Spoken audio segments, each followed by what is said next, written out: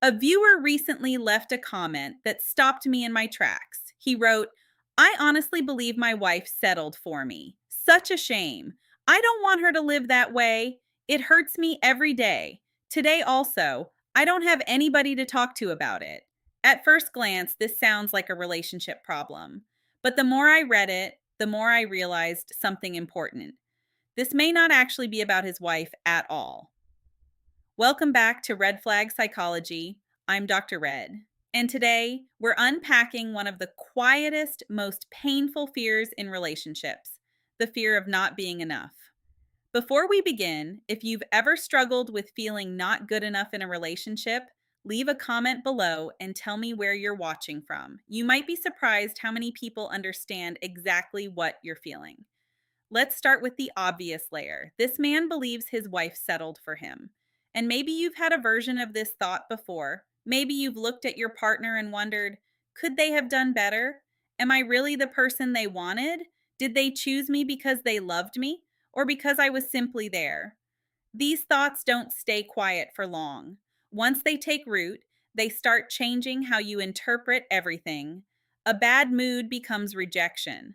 A short response becomes emotional distance. A quiet evening becomes proof they don't really want you. But here's what stood out to me. He didn't say, my wife told me she settled. He said, I believe she settled.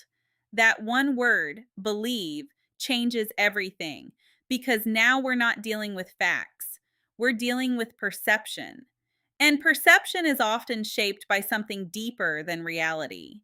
It's shaped by self worth. When someone already carries the belief that they are not enough, the mind doesn't stay neutral. It starts scanning for confirmation. Am I attractive enough? Successful enough? Lovable enough? Worthy enough? And when we already believe something about ourselves, the brain becomes very efficient at proving it.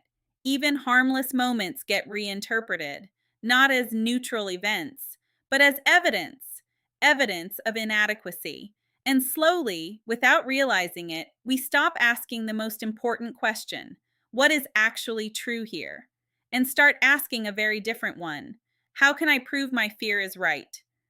That's when insecurity stops being a feeling and starts becoming a filter over reality, a filter that changes everything we see, even in relationships that may actually be stable.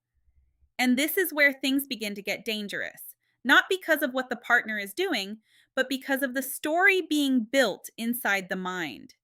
Because once that story is strong enough, no reassurance ever feels like enough. No affection feels fully real. No loyalty feels fully secure. Everything gets interpreted through doubt, and that doubt becomes heavier than the relationship itself. But there's still another layer here, and it's one that most people miss completely. Because the most painful part of that comment isn't about insecurity, it's about isolation. He ends with, I don't have anybody to talk to about it. And suddenly, this isn't just a relationship fear anymore. This is loneliness. And loneliness has a way of amplifying every internal thought. When you have no outlet, your mind becomes the only conversation you have. And if that mind is already anxious, already insecure, already questioning your worth, then the silence around you doesn't calm it, it intensifies it. Many people, especially men, are taught how to function, how to provide, how to hold things together, but very few are taught what to do when they're falling apart internally. Because the final sentence of that comment changes everything. I don't have anybody to talk to about it. Now, we're no longer just talking about insecurity in a relationship. We're talking about emotional isolation. And isolation has a way of making thoughts feel louder, heavier, and more real than they actually are. When someone has no one to process their fears with, the fear doesn't get tested. It doesn't get challenged. It just repeats. And repetition turns emotion into conviction. But let's consider something difficult here. What if he's wrong? What if his wife didn't settle? What if she chose him? What if she built a life with him not out of resignation, but out of genuine love? And meanwhile, he's been suffering, not because of what she did, but because of a story he's been telling himself for years. This is one of the most common relationship distortions: mind reading. We assume we know what our partner thinks. We assume we know what they feel. We assume we know why they stay. But assumptions are not facts. And fear is very good at disguising itself as certainty. The mind says, I just know. But often what it really means is, I'm afraid, and I've made that fear feel like truth.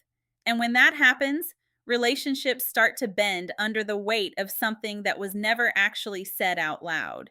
But here's the deeper question: how many relationships are damaged not by what happened, but by what someone believes happened?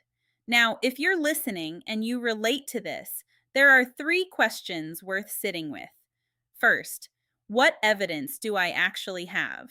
Not what I feel, not what I fear. What can I actually point to?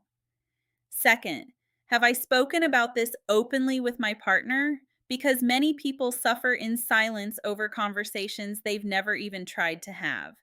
And third, am I judging myself more harshly than anyone else in my life ever has? Because sometimes the harshest rejection we experience isn't coming from someone else, it's coming from within. And that internal voice can be louder than any real world relationship.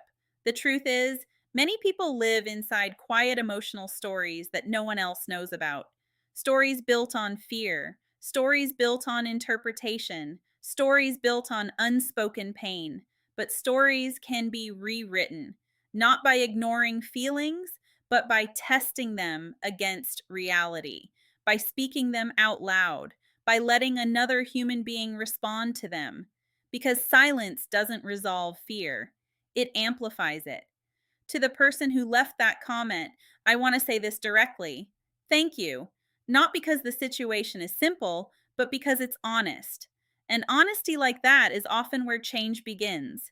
If you've ever felt like someone settled for you, or later realized that fear wasn't actually reality, you're not alone in that experience. Now I want to hear from you. Have you ever worried someone settled for you? Or have you ever looked back and realized your fear wasn't the truth? Leave a comment below. And until next time, I'm Dr. Red. Take care of yourselves and take care of each other.